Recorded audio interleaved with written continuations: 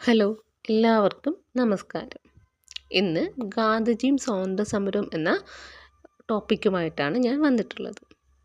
ഗാന്ധിജി പങ്കെടുത്ത ആദ്യ കോൺഗ്രസ് സമ്മേളനമാണ് 1901 കൊൽക്കത്ത സമ്മേളനം. ഗാന്ധിജിയുടെ ഇന്ത്യയിലെ ആദ്യത്തെ സത്യാഗ്രഹമാണ് 1917 ചമ്പാരൻ സത്യാഗ്രഹം. ഗാന്ധിജിയുടെ ആദ്യത്തെ നിരാഹാര സമരമാണ് 1918 അഹമ്മദാബാദിലെ മിൽ സമരം. സർദാർ പട്ടേൽ ഗാന്ധിജിയുടെ അനുയായിയായത് ഖേദ സമരകാലത്താണ്. റൗലറ്റ് നിയമത്തിനെതിരെ ഗാന്ധിജിയുടെ നേതൃത്വത്തിൽ രാജ്യവ്യാപക ഹർത്താൽ നടത്തിയത് 1919 ഏപ്രിൽ 6-നാണ്. ഓൾ ഇന്ത്യ ഹോം റൂൾ ലീഗിൻ്റെ അധ്യക്ഷനായി ഗാന്ധിജി തിരഞ്ഞെടുക്കപ്പെട്ട വർഷം 1920-ലാണ്. ഗാന്ധിജി തൻ്റെ നിസ്സഹകരണ സമരം ആരംഭിച്ചത് 1920-ലാണ്. ഗാന്ധിജി കോൺഗ്രസ് പ്രസിഡന്റായ ഏക സമ്മേളനമാണ് 1924 ബെൽഗാം സമ്മേളനം. ഗാന്ധിജി ചർക്ക സംഘം സ്ഥാപിച്ച വർഷമാണ് 1925. മധുരയിലെ വൈഗ നദിക്കരയിൽ വെച്ചാണ് ഗാന്ധിജി പാശ്ചാത്യ വേഷം ഉപേക്ഷിച്ച് ലളിതമായ വേഷം ധരിക്കാൻ തീരുമാനിച്ച സ്ഥലം. 1928 കൊൽക്കത്ത കോൺഗ്രസ് സമ്മേളനത്തിൽ ഡൊമിനിയൻ പദവി ആവശ്യപ്പെട്ട് പ്രമേയം അവതരിപ്പിച്ചത് മഹാത്മാഗാന്ധിയാണ്.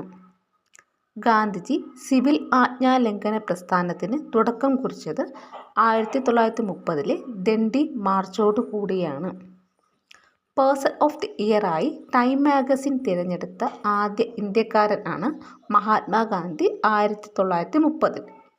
ഗാന്ധിജി പങ്കെടുത്ത ഏക വട്ടമേശ സമ്മേളനമാണ് 1931 രണ്ടാം വട്ടമേശ സമ്മേളനം. രണ്ടാം വട്ടമേശ സമ്മേളനത്തിൽ പങ്കെടുക്കാനായി ഗാന്ധിജി ലണ്ടനിലേക്ക് പോയ കപ്പലാണ് SS രജപുത്താന. അയിത്തോച്ചാടനം ലക്ഷ്യമിട്ട് ഗാന്ധി സ്ഥാപിച്ച സംഘടനയാണ് അഖിലേന്ത്യാ ഹരിജൻ സമാജം. സ്ഥാപിതമായ വർഷം 1932. ഗാന്ധിജി കോൺഗ്രസിൽ നിന്നും രാജിവെച്ച വർഷം 1934. കോൺഗ്രസ് പിരിച്ചുവിട്ട് പകരം രൂപീകരിക്കുവാൻ ഗാന്ധിജി ഉപദേശിച്ച സംഘടനയുടെ പേരാണ് ലോക സേവക സംഘം. Gandhiji all India village industries association സ്ഥാപിച്ച വർഷം 1934. വാർധയിൽ സേവാഗ്രാമം ആശ്രമം ആരംഭിച്ച വർഷം 1936. ഗാന്ധിജി അവതരിപ്പിച്ച വിദ്യാഭ്യാസ പദ്ധതിയാണ് വാർധ പദ്ധതി. ഗാന്ധിജിയെ ആദ്യമായി സമാധാന നോബലിന് പരിഗണിച്ച വർഷമാണ് 1937. ഇതിൻ്റെ പാർട്ട് 2 ഉണ്ട്. എൻ്റെ വീഡിയോ നിങ്ങൾക്ക് ഇഷ്ടമായാൽ ഉറപ്പായും എൻ്റെ ചാനൽ